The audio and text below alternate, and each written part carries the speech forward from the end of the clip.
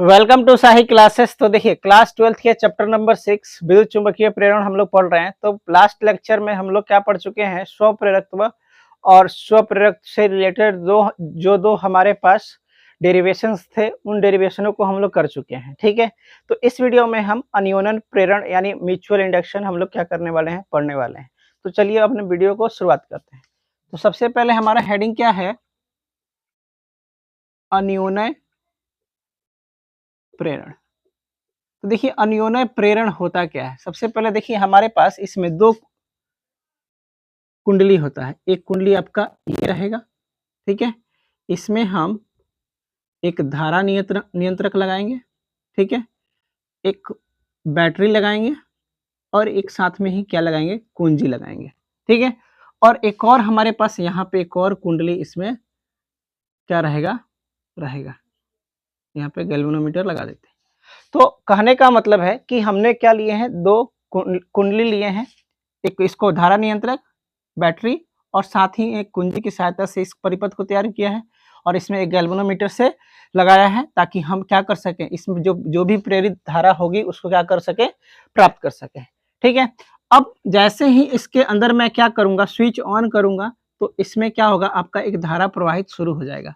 तो जैसे ही इस कुंडली में धारा प्रवाहित होगा और धारा के मान में हम लोग क्या करेंगे, परिवर्तन करेंगे, तो वैसे ही इस कुंडली में, ये जो दूसरी वाली कुंडली है, इस कुंडली में क्या होता है, फ्लक्स में परिवर्तन शुरू हो जाएगा। और जैसे ही इस कुंडली में फ्लक्स में परिवर्तन होगा वैसे ही क्या हो जाएगा, आपका इसके अंदर एक विद्युत वाहक बल उत्पन्न हो जाएगा। यानी विद्युत वाहक बल उत्पन्न हो गया तो हम कह सकते हैं कि इस कुंडली के अंदर क्या हो गया, एक प्रेरित धारा उत्पन्न हो गया है, ठीक है।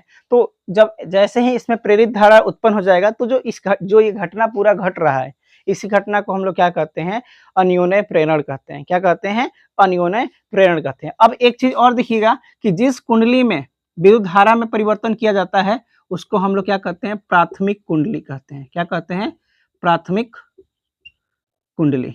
और जिस कुंडली में प्रेरित धारा, इस वाले कुंडली में प्रेरित धारा उत्पन्न हो रहा था तो इसे हम लोग क्या बोलेंगे, द्वितीयक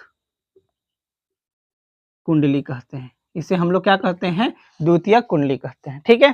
तो यानी कहने का मतलब प्राथमिक कुंडली के अंदर धारा में हम लोग क्या करें, बहने वाली धारा को क्या करेंगे, परिवर्तित करेंगे। तो परिवर्तन करने से द्वितीय कुंडली में क्या होगा, चुंबकीय फ्लक्स में परिवर्तन होगा और चुंबकीय फ्लक्स में परिवर्तन के कारण इस कुंडली में क्या होगा, एक प्रेरित धारा उत्पन्न होगा। तो इसी परिघटना को हम लोग क्या कहते हैं, अन्योन्य प्रेरण कहते हैं। तो देखिए इसका परिभाषा क्या होता है, जब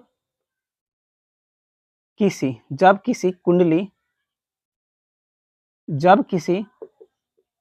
कुंडली में बहने वाली धारा के मान में परिवर्तन किया जाता है तो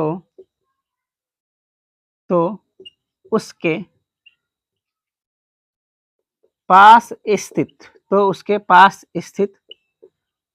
द्वितीयक, तो उसके पास स्थित दूसरी कुंडली में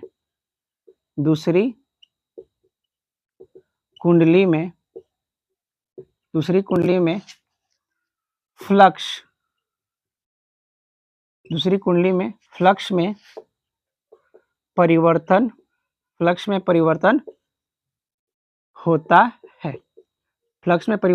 होता है जिससे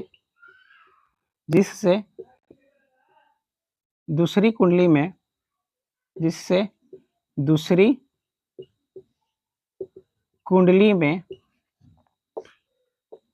विद्युत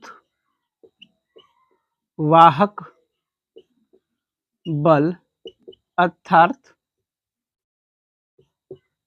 प्रेरित धारा उत्पन्न हो जाती है। इस परिघटना को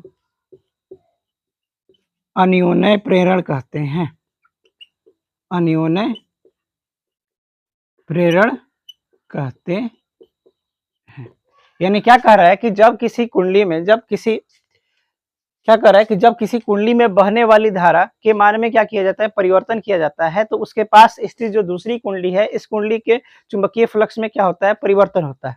और चुंबकीय फ्लक्स में परिवर्तन के कारण क्या होते हैं, इसके अंदर विद्युतवाहक बल उत्पन्न हो जाता है, अर्थात कहने का मतलब कि उसके अंदर प्रेरित धारा उत्पन्न हो जाता है। और इसी घटना को हम लोग क्या कहते हैं, अन्योन्य प्रेरण कहते हैं। ठीक है, तो अच्छा एक चीज और यहां से देखिएगा कि जिस कुंडली में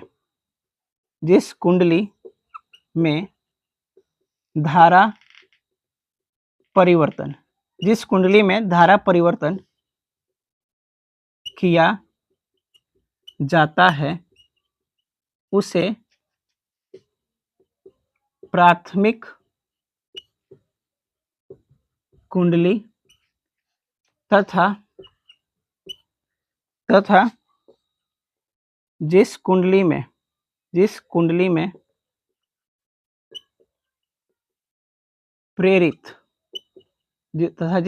प्रेरित धारा उत्पन्न होती है उसे द्वितीयक कुंडली कहते हैं। ठीक है, यानी जिस कुंडली में धारा में परिवर्तन होता है, धारा में परिवर्तन इसमें हो रहा था, तो इस कुंडली को हम लोग क्या कहेंगे, प्राथमिक कुंडली। और जिसमें हमारा प्रेरित धारा उत्पन्न होगा उसे हम लोग क्या कहेंगे, द्वितीय कुंडली कहेंगे। और एक और बात लिखिएगा, और जब तक